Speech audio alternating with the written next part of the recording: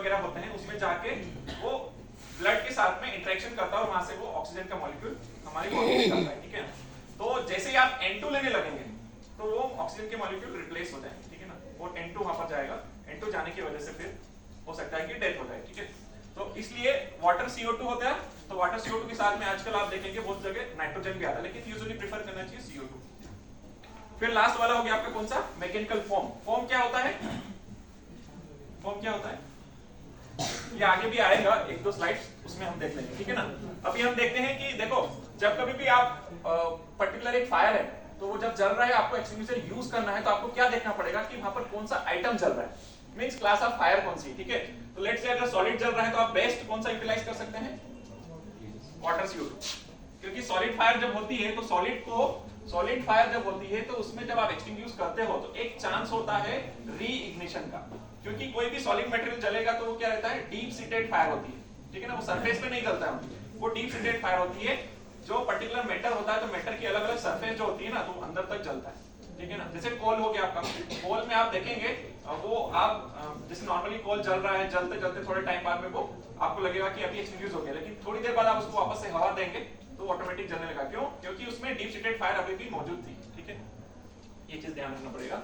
फिर मान लो liquid fire है, पेट्रोल डीजल, आप पेट्रोल पंप पे जाते हैं तो क्या मिलता है वहां पर, अधिकतर कौन सा फायर एक्सटिंग्विशर होता है।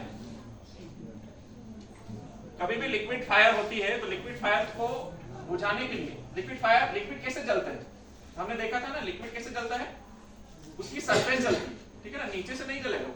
मान लो एक कंटेनर है इतना बड़ा, लेट्स से ये कंटेनर ही है, इसमें आपने लिक्विड यहाँ तक भर दिया तो वो सिर्फ इतना ऊपर से जलेगा, ये वाला पोर्शन नहीं जलेगा, लेकिन सॉलिड में ये सब जलता है, ठीक है। तो आपको क्या करना है, जहां पे लिक्विड जहां तक भरा हुआ है उसकी सरफेस को कवर कर देना है, किससे, मैकेनिकल फोम से, ठीक है ना। अच्छा, ये मैकेनिकल वर्ड यूज क्यों किया है, फोम दो टाइप के होते हैं, केमिकल फोम और मैकेनिकल फोम, ठीक है ना। नॉर्मली मैकेनिकल फोम ज्यादा यूज होता है, केमिकल फोम जो है वो हजार्डियस होता है, उसका टॉक्सिक रिलीज करके हम एक चैप्टर पढ़ेंगे आगे तो उसमें मैं बताऊंगा, ठीक है ना।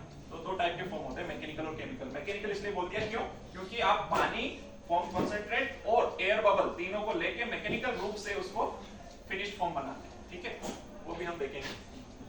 और गैस के लिए कौन सा रहेगा, जो आपका चेन इनहिबिशन कर सके, और चेन इनहिबिशन कौन करता है, पाउडर, ठीक है।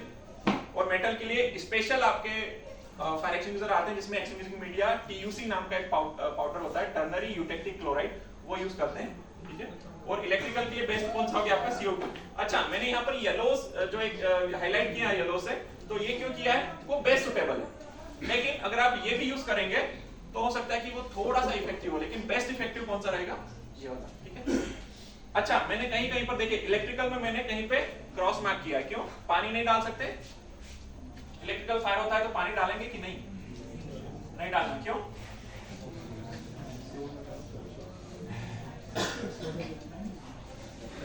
ये नहीं हुआ था ना। जैसे देखो नॉर्मली फायर एक्सटिंग्विशर किस प्रकार से दिखता है, एक ये मेटल बॉडी है, ठीक है ना, और इसमें एक चीज का ध्यान दिया जाता है, कि ये सीमलेस होती है। सीमलेस क्या होता है, कोई भी कंटेनर है वो सीमलेस है, तो इसका मीनिंग क्या हुआ, कोई भी कंटेनर है सीमलेस कंटेनर है, तो हम क्या मानेंगे उसमें, क्या हुआ ये, तो ये सिलेंडर बॉडी है, ठीक है ना। यहाँ पर एक प्लेट लगी रहती है, यूजुअली इसमें लिखा रहता है कि कौन सा ABC या BC किस प्रकार की फायर से यूज कर सकता है। और ये चूंकि ये एक स्टोर्ड प्रेशर टाइप का है तो यहाँ पर आपको एक प्रेशर गेज मिलेगा, ठीक है। और ये एक कैरिंग हैंडल है, नॉर्मली आप उठा के ले जाएंगे तो ये हैंडल से उठा के ले जाना पड़ेगा। और आप इधर देखेंगे कि डिस्चार्ज होज है, इसी के थ्रू आपका जो मटेरियल है वो बाहर निकलेगा, ठीक है। और ये डिस्चार्ज नोजल है, यहाँ से आपका मटेरियल आउट होगा। CO2 वगैरह में ये अलग प्रकार का होता है, वो हम नेक्स्ट में देखेंगे, ठीक है। जैसे ये देखो वाटर CO2 टाइप है ये, नॉर्मल ये आपका बॉडी है। अच्छा, सीमलेस बॉडी मतलब क्या होता है कि जहां पर वेल्ड नहीं करना पड़े आपको, ठीक है ना, जहां, क्योंकि वेल्ड करने से क्या होता है, कोई भी दो मटेरियल को आपने वेल्ड किया तो वहां पर क्या जनरेट होगा, वीक पॉइंट है ना। टाइटेनिक वाला एक आपने वो देखा होगा, टाइटेनिक जब मतलब जब ये इंसिडेंट हुआ था तो उसमें क्या हुआ था, क्या रीजन था उसका डूबने का, आइसबर्ग के अलावा, मतलब एक इंजीनियरिंग स्टूडेंट के हिसाब से आप क्या बोलेंगे, टाइटेनिक क्यों डूब गया था, मटेरियल फेलियर हुआ था, ठीक है ना। जैसे वो एक तरफ से इस प्रकार से डाउन हुआ, मतलब टिल्ट हुआ ना, पहले टिल्ट हुआ और फिर इस तरह से ब्रेक हुआ ना, वो जो ब्रेक हुआ तो वो क्यों हुआ? Material failure. मटेरियल फेलियर क्यों होता है? आपने एक वर्ड सुना होगा रिवेट जॉइंट, लेप जॉइंट, सुना है ना। तो उसमें भी वही था कि दो मटेरियल को जब जोड़ने वाले जो एलिमेंट्स होते हैं अगर वो फेल हो जाते हैं तो ऑब्वियसली मटेरियल का जॉइंट टूट जाएगा। और वहां पर भी वो कुछ इस प्रकार से ही हो, शायद वो मटेरियल अच्छा होता या फिर उसमें जो जॉइंट किए हुए थे वो और हेवी जॉइंट होते या स्ट्रॉन्ग जॉइंट होते तो शायद कुछ अलग रिजल्ट हो सकता था। ठीक है, तो यहाँ पर ये सीमलेस बॉडी होती है। ठीक है ना, कहीं भी आपको वो नहीं दिखेगा, वेल्डिंग नहीं दिखेगा, और अगर वेल्डिंग दिखेगा भी तो वो अलग प्रकार का वेल्डिंग होगा। यूजुअली हम ट्राई करते हैं कि सीमलेस बॉडी होना चाहिए। ठीक है, ये हैंडल है, हैंडल के साथ में एक लॉक लगाया हुआ है, यहाँ पर प्रेशर गेज है, ये एक होज दिख रही है, होज के सामने जो आपका नोजल है वो छोटा सा एक जस्ट टू प्रोवाइड एक होल जैसा है यहाँ पे, बस इतना सा ही है। लेकिन आप CO2 टाइप में देखेंगे, CO2 टाइप में देखेंगे तो एक अलग प्रकार से आपको हॉर्न दिया जाएगा। ठीक है, तो जैसे ये वाटर CO2 है, वाटर CO2 कहां पर यूज करेंगे हम लोग? यूजुअली 9 लीटर में आपको मिलेगा। ठीक है ना, बड़े भी आते हैं लेकिन स्टार्टिंग 9 लीटर से होगा। तो 9 लीटर इसमें क्या है, पानी 9 लीटर भरा हुआ। अच्छा, पानी कहां तक भरा हुआ रहता है? यहां तक, तब यहां तक, पूरा तो नहीं भर सकते पानी से। ठीक है ना, हमको कुछ एक ग्रेप रखनी पड़ेगी। यूजुअली 70% और 30 ऐसा रेशियो रखते हैं, 80% भी होता है बट 70-30 इज गुड इनफ। तो ऊपर आप देखेंगे CO2 से उसको प्रेशराइज करके रखते हैं। ठीक है ना, और वो प्रेशर कहां पर देख सकते हैं हम? Pressure gauge. और प्रेशर गेज में आपको बताया था मैंने, जब कभी भी फायर एक्सटिंग्विशर आप देखेंगे तो आपको चेक करना है कि प्रेशर गेज सही है या नहीं। अब प्रेशर गेज सही है या नहीं कैसे देखेंगे? ये जो निडल होता है it should be in middle, मतलब जो ग्रीन जोन है, ग्रीन जोन में आपका निडल होना चाहिए, मतलब कि उसमें एडुकेट प्रेशर है। अगर उससे ज्यादा भी जाता है, लेट्स से अगर इस साइड जा रहा है मींस प्रेशर ज्यादा हो रहा है, यूजुअली ऐसा बहुत कम मिलेगा। हाँ, डाउन वाला बहुत मिलेगा कि लो प्रेशर है करके। ठीक है ना, तो ग्रीन जोन से अगर वापस रेड में आ रहा मींस प्रेशर डाउन हो रहा है उसमें। ठीक है ना, और जैसे 9 लीटर का आता है water CO2 gas pressurise, gas pressurise है, आप कैसे चेक करेंगे? यूजुअली प्रेशर गेज से मालूम पड़ जाएगा। ठीक है, फिर सबसे पहले आपने प्रेशर गेज चेक कर लिया, प्रेशर गेज की निडल आपने ग्रीन जोन में देख ली और CO2 गैस से प्रेशराइज होता है, ये आपने यहाँ पर पढ़ लिया। ठीक है, अभी इसमें दो इंस्ट्रक्शन आपको ध्यान देने पड़ेंगे कि जब कभी भी कोई, ये सब में कॉमन, कभी भी फायर एक्सटिंग्विशर को चलाते हैं तो आपको सेफ डिस्टेंस मेंटेन करना है। ठीक है ना, सेफ डिस्टेंस कितना होगा? देखो नॉर्मली आपका फायर एक्सटिंग्विशर आप चलाते हैं तो डिपेंड करता है कि फायर कितना बड़ा। अगर बड़ा सा फायर हो गया तो फायर एक्सटिंग्विशर को चलाने का कोई मीनिंग नहीं। फायर एक्सटिंग्विशर तभी चलाना चाहिए जब फायर इनिशियल स्टेज में। ठीक है ना, अगर एक बार फायर बड़ा सा हो गया है, आपका फायर एक्सटिंग्विशर उसमें नहीं आ रहा है तो चलाने का कोई मीनिंग नहीं। नॉर्मली इनिशियल स्टेज में फायर एक्सटिंग्विशर काम आते हैं, उसके बाद में इनका कोई मीनिंग नहीं। ठीक है, उसके बाद में आपको जो हमारे other fire fighting extinguisher, fire fighting medias होते हैं या फिर जो सिस्टम्स हैं, जैसे फायर हाइड्रेंट हो गया है या फिर स्प्रिंकलर सिस्टम आपने देखे होंगे, प्लस हमारा जो फायर ब्रिगेड जो क्रू आता है हमारा, तो वो सब टैकल करेंगे वहां पर। ठीक है, तो हमारा सिर्फ इनिशियल स्टेज पे काम है, इससे ज्यादा हमारा कोई काम। अभी फोम टाइप फायर एक्सटिंग्विशर, तो फोम टाइप फायर एक्सटिंग्विशर आप देखेंगे आजकल छोटे 9 लीटर्स में भी आने लगे हैं, लेकिन ये जो आप देख रहे हैं ये ट्रॉली माउंटेड है और अराउंड 50 लीटर्स का होता है। ठीक है ना, इसमें क्या होता है, देखो कोई भी आप फोम टाइप फायर एक्सटिंग्विशर देखेंगे तो उसमें एक अलग प्रकार की नोजल मिलेगी। ये क्या करता है कि यहाँ पर अंदर आपका फोम कॉन्सेंट्रेट और वाटर दोनों को मिक्स करके रेशियो में कंप्लीट एक एडिक्वेट रेशियो में फिलअप किया जाता है, और जैसे ही, और इसको भी प्रेशराइज किया है आपका CO2 से ही। ठीक है ना, तो जैसे ही आपका यहाँ से ओपन होगा तो इस होस के थ्रू फोम कॉन्सेंट्रेट और उसका सॉल्यूशन, दोनों का सॉल्यूशन बाहर आएगा। और सॉल्यूशन बाहर आने की वजह से, क्योंकि ये एक मैकेनिकल ब्रांच है, तो मैकेनिकल ब्रांच में आप देखेंगे कोई भी मैकेनिकल ब्रांच होती है तो उसमें सीव लगा रहता है। ठीक है ना, तो सीव के थ्रू यहाँ पर छोटे छोटे होल्स होते हैं, मैं शायद एक फोटो का तो दिखाऊंगा। तो जैसे ही मैकेनिकल ब्रांच से बाहर आएगा तो ये बाहर से एक जो जितनी भी एयर है वो बबल्स के लिए एयर सक करेगा, और एयर सक करने की वजह से जो सॉल्यूशन है वो बबल्स बनाएगा due to presence of air. ठीक है ना, कोई भी सीव से अगर आप, जैसे आपने नॉर्मली देखा होगा कि आपका जो सोप होता है ना, सोप बबल्स बनाते हैं ना, वो क्यों बनता है? क्योंकि आपने वाटर लिया है, सोप कॉन्सेंट्रेट लिया है, दोनों को मिक्स किया है, और उसके बाद में आप उसमें अगर कंटिन्यूअसली एयर फिलअप करेंगे तो वो एयर बबल्स बन जाएंगे। सेम फिनोमेना यहाँ पर भी होता है, ठीक है। अच्छा, इसमें दो चीज देखिए, आपको कहीं कहीं पर प्रेशराइज्ड गैस वाले भी मिलेंगे और कहीं पे कार्ट्रिज टाइप मिलेंगे। कार्ट्रिज, कार्ट्रिज क्या होता है? कार्ट्रिज क्या होता है? कार्ट्रिज टाइप भी मिलेंगे, ठीक है। तो प्रेशराइज्ड गैस तो आपको समझ में आता है, CO2 को प्रेशराइज करके फिलअप करके रख दिया। कार्ट्रिज क्या होता है कि नॉर्मली आपने अंदर सिर्फ फोम कॉन्सेंट्रेट और पानी दोनों का सॉल्यूशन अंदर डाल दिया है। और कार्ट्रिज एक होता है कि प्रेशराइज्ड इतना सा छोटा कंटेनर होगा, जैसे ये मान लो 50 लीटर का है, तो एक कम से कम 8 या 10 लीटर का एक छोटा कंटेनर अंदर रख देंगे, उसको प्रेशराइज करके रखा हुआ है। उसको सिर्फ यहाँ से ऊपर जब आप एक निडल प्रेस करेंगे, यहाँ से जब भी आपको चलाना है, तो यहाँ से जब आप उसको प्रेस करेंगे तो वो निडल अंदर जाएगी और वो जो छोटा कंटेनर है, छोटा कंटेनर को पंचर कर देगी। और पंचर करने की वजह से, क्योंकि वो ऑलरेडी प्रेशराइज्ड है, पंचर करने की वजह से उसमें से पूरा गैस बाहर निकलेगा और वो बड़े कंटेनर में आ जाएगा, ये वाला कंटेनर, ठीक है ना।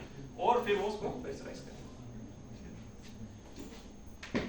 अभी जैसे ये क्लास B फायर के लिए हम फोम यूज करते हैं, और इसमें AFFF फोम कॉन्सेंट्रेट जो हमारा होता है, अलग अलग प्रकार के फोम कॉन्सेंट्रेट है, आपके सिलेबस में नहीं है इसलिए मैं आगे नहीं जाऊंगा उसमें, बट AFFF टाइप का फोम कॉन्सेंट्रेट हम यूज करते हैं यूजुअली। अलग भी होते हैं, दूसरे भी होते हैं, लेकिन मैक्सिमम में आपको AFFF दिखेगा, ठीक है, एक्सटिंग्विशर में। ये CO2 टाइप फायर एक्सटिंग्विशर है आपका। अच्छा, ये इसका डिजाइन में क्या डिफरेंस है देखिए, ये बहुत ही इंपॉर्टेंट है। CO2 टाइप आपका शायद टेस्ट हुआ होगा, उसमें ये आया होगा, नहीं था? इसमें क्या डिफरेंस है? अदर जो एक्सटिंग्विशर हमने देखे, वाटर टाइप देखा, एक फोम टाइप देखा, अभी CO2 वाले में, CO2 वाले में क्या डिफरेंस लग रहा है अलग से? एक तो हॉर्न का, ठीक है ना, एक नॉर्मल आपका जो होज है वो तो है ही, होज के आगे एक हॉर्न लगाया हुआ है, इसको HORN हॉर्न बोलते हैं, ठीक है, डिस्चार्ज हॉर्न बोलते हैं इसको, डिस्चार्ज हॉर्न। तो ये ऐसा हॉर्न लगाने की क्या जरूरत पड़ती है? इसको नॉर्मल एक जो हमारा टिप होता है या पाइप होता है वो क्यों नहीं लगाया? CO2 क्या है? एक गैस है, और गैस को अगर कोई प्रेशराइज्ड कंटेनर से बाहर निकाल दे तो वो क्या होगा? कोई भी प्रेशराइज्ड गैस है, उसको कंटेनर से बाहर निकालेंगे तो क्या होगा? डिस्पर्स हो जाएगा एटमॉस्फेयर में। CO2 क्या है? एयर से भारी है कि हल्का है?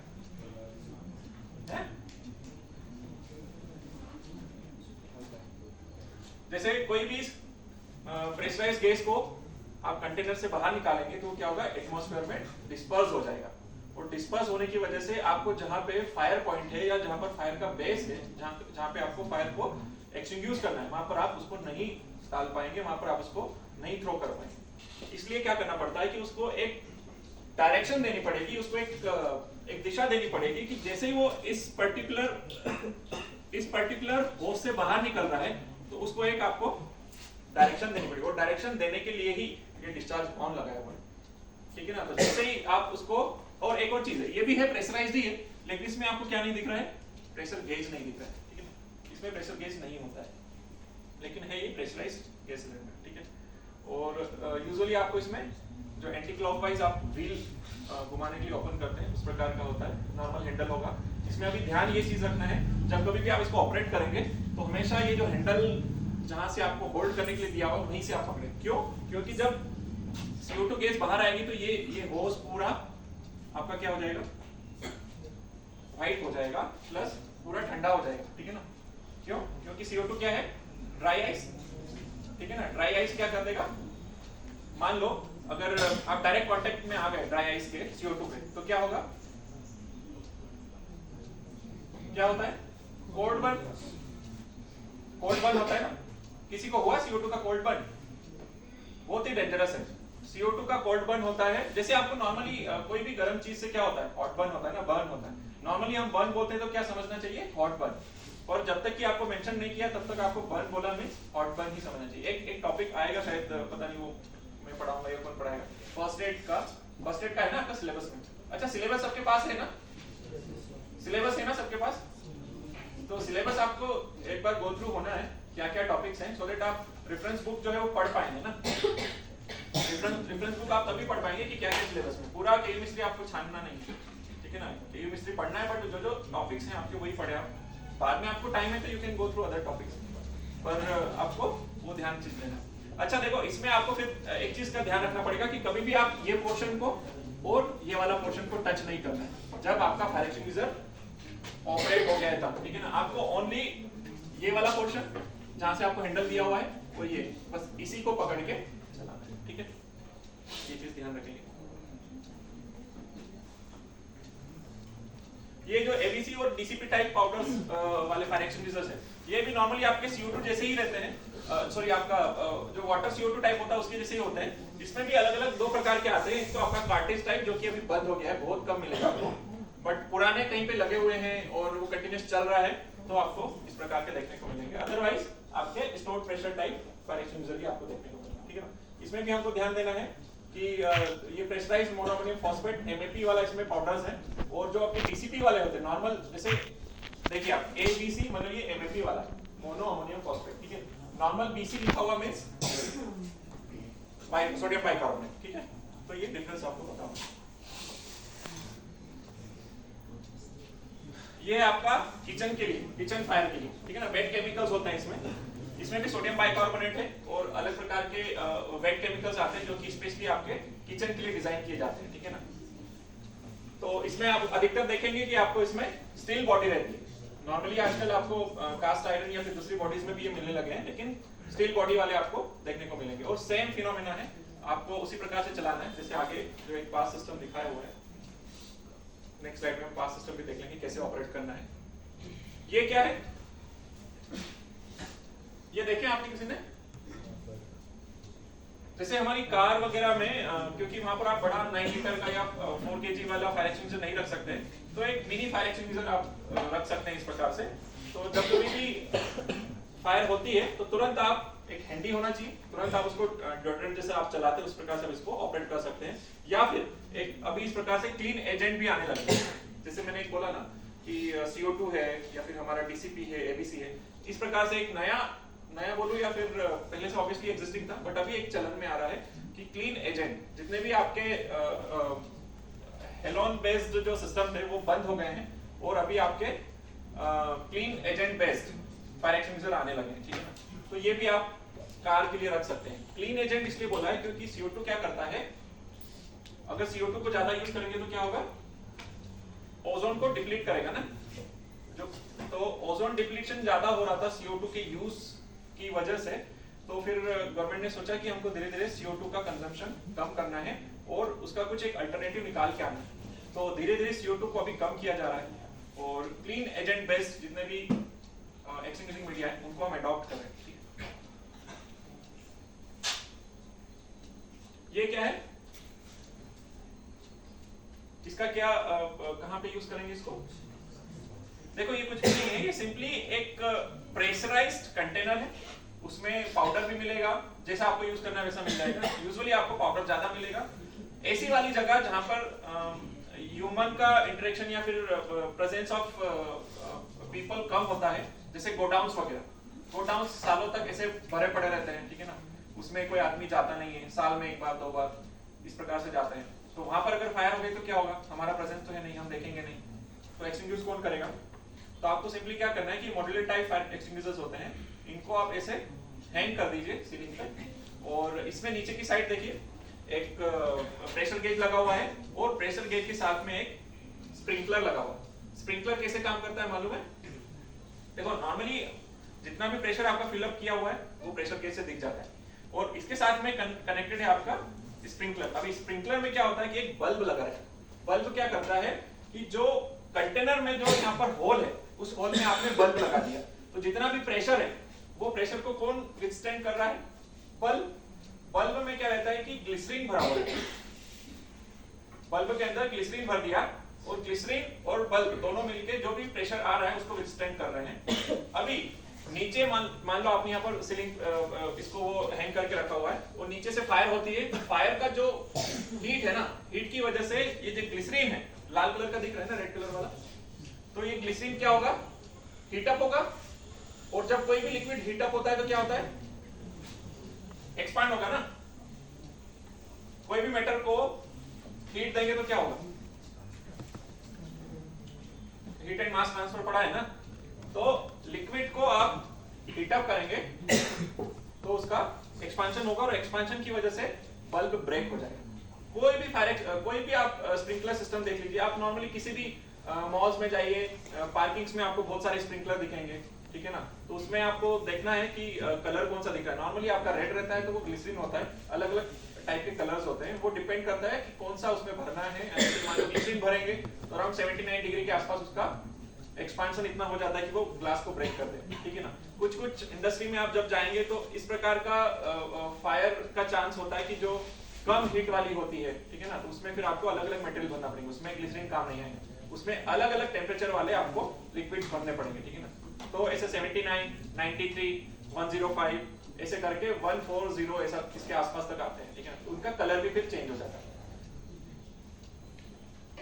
तो ये आई थिंक आपको समझ में आया होगा।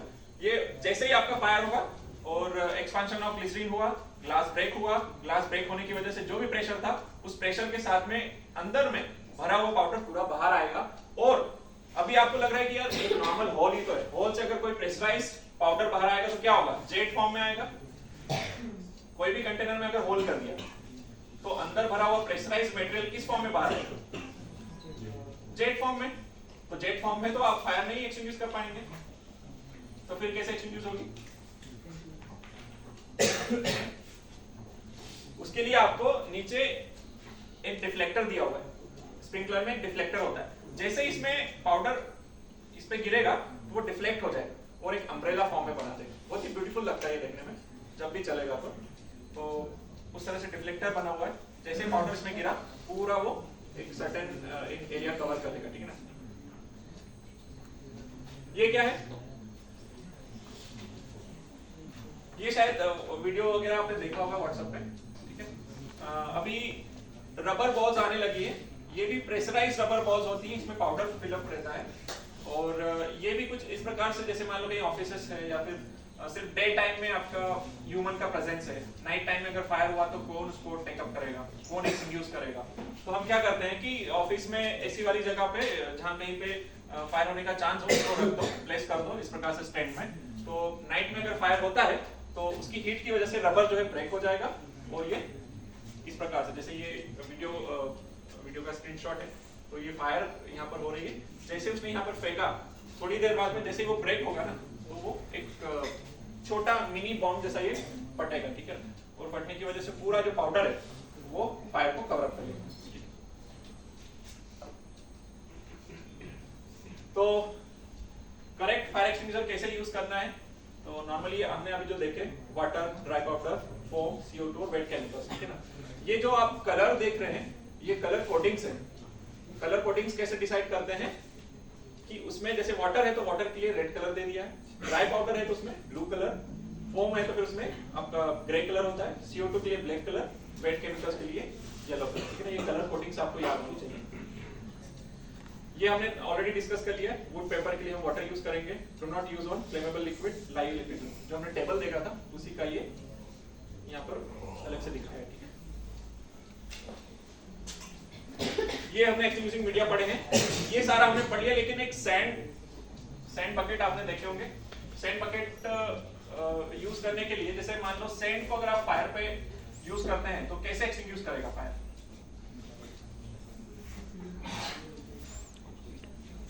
तीन हमने पढ़ा था ना, कूलिंग, स्टार्वेशन और स्मूथरिंग।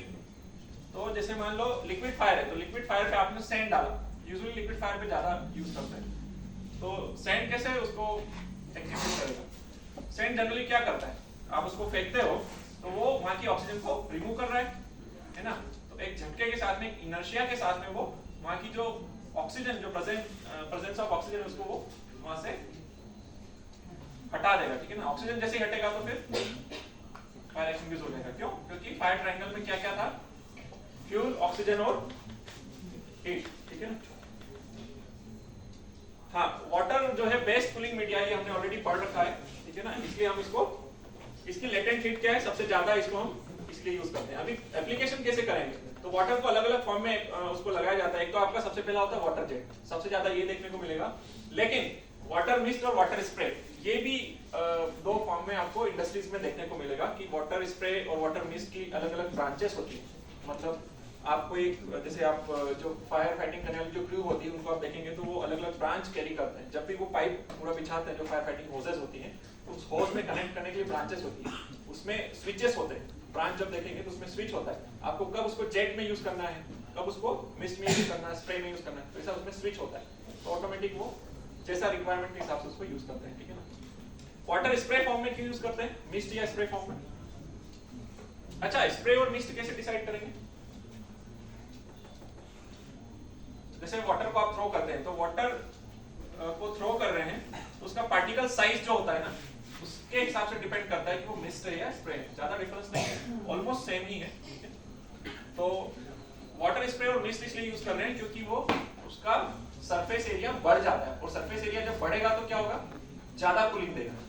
आप डायरेक्टली आप जेट डालते जाओ, वाटर जेट डालते जाओ, इतना इफेक्टिव नहीं होगा, लेकिन आप स्प्रे और मिस्ट डालेंगे तो उसका सरफेस एरिया बढ़ जाएगा। आपने कभी देखा होगा, जैसे जब आप शावर बाथ लेते हैं तो उस टाइम पे जब हॉट वाटर आ रहा है, ठीक है ना, तो कंटिन्यूसली अगर जेट में आ रहा है तो आपको क्या लगेगा, ज्यादा गर्म फील होगा, ठीक है, आपको ज्यादा हॉट लगेगा।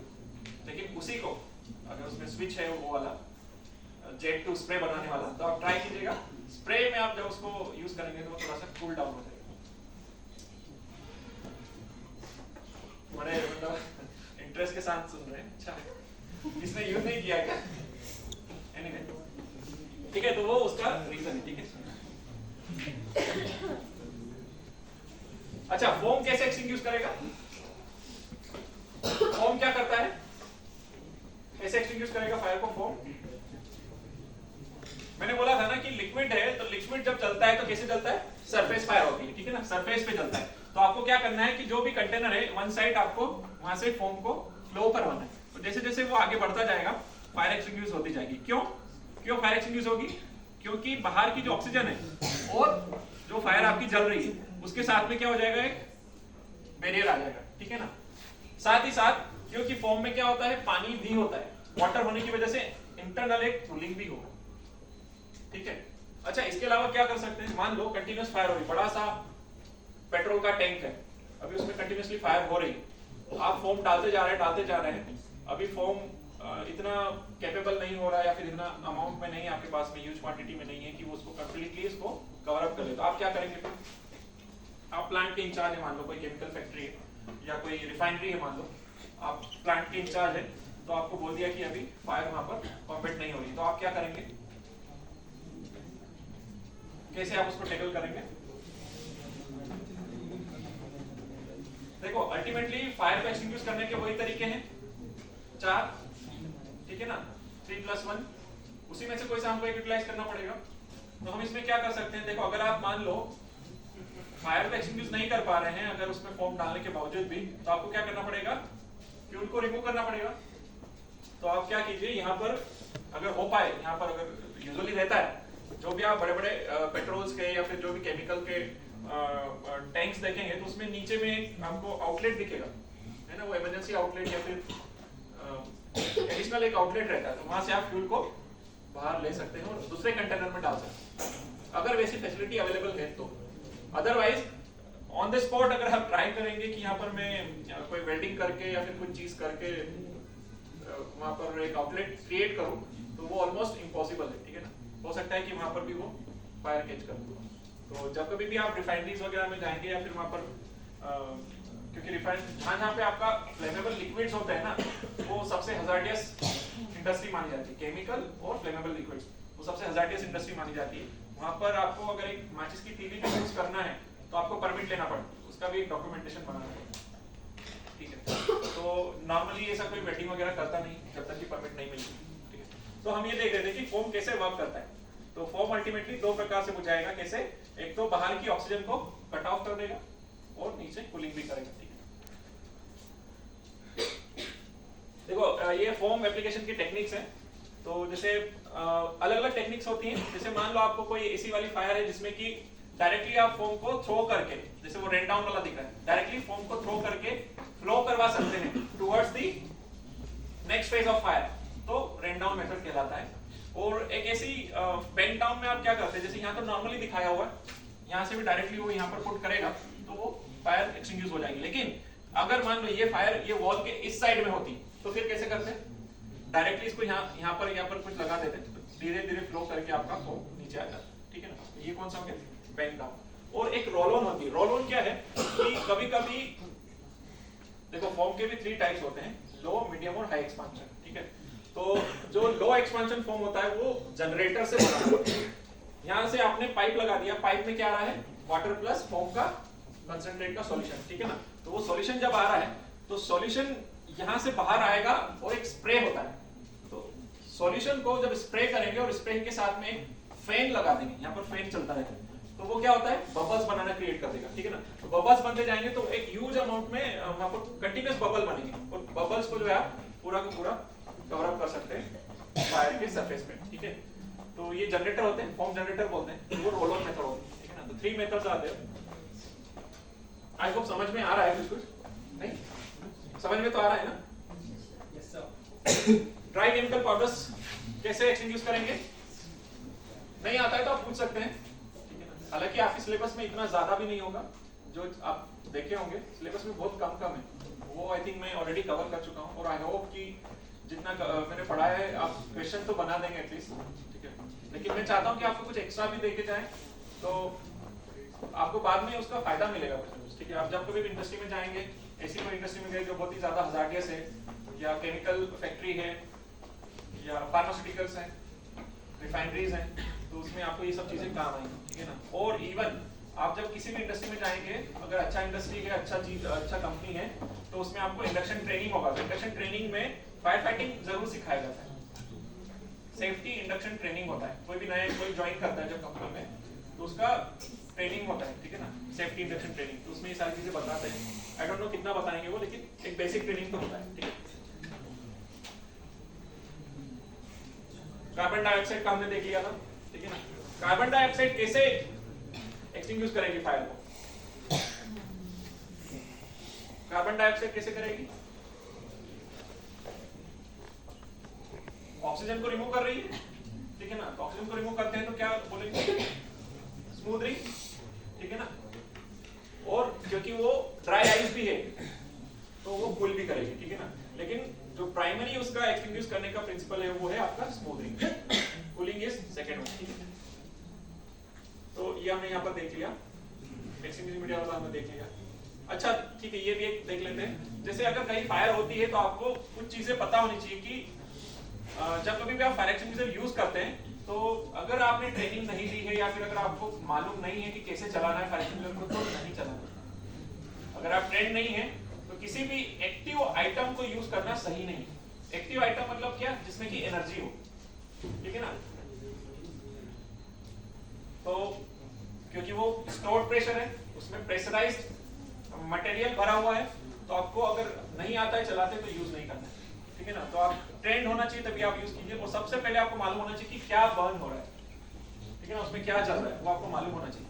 अगर आपको नहीं मालूम है, जैसे मैंने एक अंकलेश्वर वाली साइड स्टोरी सुनाई थी जिसमें सोडियम ब्लास्ट हो गया था, ठीक है ना। तो उसमें भी उन्होंने वही पता किया था कि जब अगर हम वाटर अगर थ्रो करेंगे और पास में अगर सोडियम रखा हुआ है तो सोडियम और वाटर दोनों क्या है, इनकॉम्पेटिबल, ठीक है ना।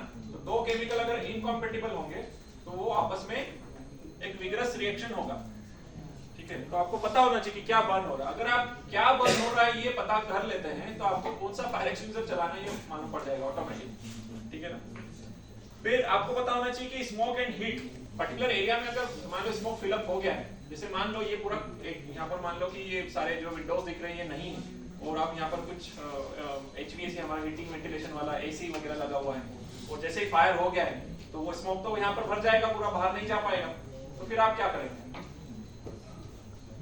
अगर कोई रूम में आप है वहां पर वेंटिलेशन कम है या फिर ना के बराबर, और अगर स्मोक फिल हो गया तो आप क्या करेंगे, स्मोक फिल हो जाता है तो फिर आपको कोशिश करना है कि आप क्रॉल डाउन करें, ठीक है ना, क्रॉल करके बाहर जाएं, क्योंकि स्मोक क्या है, लाइटर देने यार तो ऊपर उठेगा वो, ठीक है ना। जैसे आप प्लेन जब फ्लाइट में जाते हैं आप, तो उसमें वो एक शुरुआत में जो डेमोन्स्ट्रेशन देते हैं उसमें भी बोलते हैं वो लोग कि आपको क्या करना है, क्रॉल करके जाना है इन केस ऑफ स्मोक, ठीक है ना। तो स्मोक जब भी है तो आपको ध्यान रखना है कि एरिया जो स्मोक से फिल ना हो, अगर हो गया तो फिर आपको क्रॉल करके जाना पड़ेगा इवैक्यूएशन के लिए।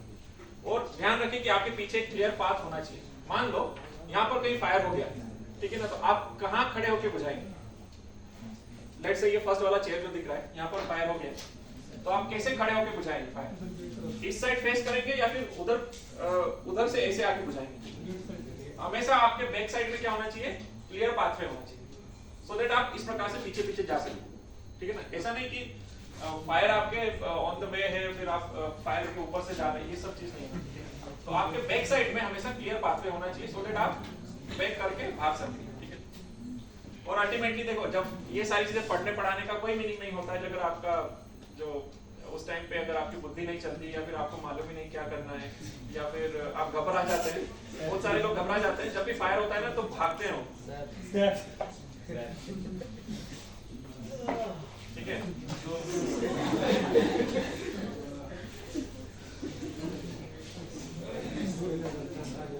देखिए ये आपके सिलेबस में इतना नहीं है।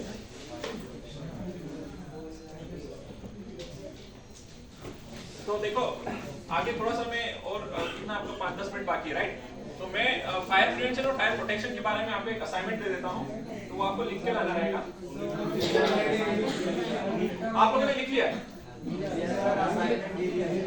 क्या क्या क्वेश्चन था उसमें? सीआर कौन है? सीआर आप सीआर है ना? क्या था क्वेश्चन?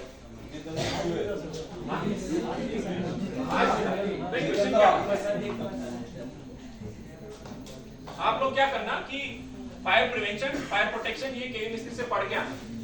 पढ़ने के बाद में उसमें लिखना कि फायर प्रिवेंशन क्या होता है, ठीक है ना? उसमें कौन कौन से आइटम्स आपको फायर प्रिवेंशन में फायर सेफ्टी मेजर्स जब लेते हैं तो फायर प्रिवेंशन मेजर्स क्या क्या होते हैं और फायर प्रोटेक्शन मेजर्स क्या क्या होते हैं, ठीक है ना? दोनों के बारे में डिटेल्स पता होना चाहिए, प्रिवेंशन क्या होता है और प्रोटेक्शन क्या होता है। और एक और चीज इसमें होती है मिटिगेशन, वो है नहीं लिखा लेकिन वो भी अगर लिख ले तो अच्छा है, ठीक है? तो देखो जनरली मैं पहले से बता देता हूँ फायर प्रिवेंशन क्या होता है, प्रोटेक्शन क्या होता है। देखो अभी जैसे आप यहाँ पर बैठे हो, फायर नहीं हुई तो जितने भी ऐसे वाले मेजर जो काम कर रहे हैं सो दैट फायर ना अकर करे उसको बोलेंगे प्रिवेंशन मेजर, ठीक है? लेकिन अगर एक बार फायर अकर हो गया है, अभी फायर चल रहा है, फिर प्रिवेंशन मेजर इतने काम नहीं आएंगे, फिर आपको क्या करना पड़ेगा? फायर प्रोटेक्शन मेजर्स यूज करने पड़ेंगे। और फायर प्रिवेंशन मेजर्स जितने भी होते हैं वो सारे इनएक्टिव होते हैं, मतलब कि उसमें एनर्जी नहीं लगती। जैसे आपने एक फायर डोर सुना होगा, फायर एग्जिट सुना होगा, ये सारे क्या हैं? Fire prevention measures. लेकिन फायर एक्सटिंग्विशर्स हो गए, आपके स्प्रिंकलर सिस्टम हो गया जिसमें कि एनर्जी लग रही है, ठीक है ना? उसमें वो एक्सटिंग्विशिंग मीडिया छोड़ रहा है, वो कुछ एनर्जी होगा तभी तो बुझा पाएगा ना, उसको फायर प्रोटेक्शन मेजर्स, ठीक है ना? ये आप पढ़ के आना और असाइनमेंट लिख के आना।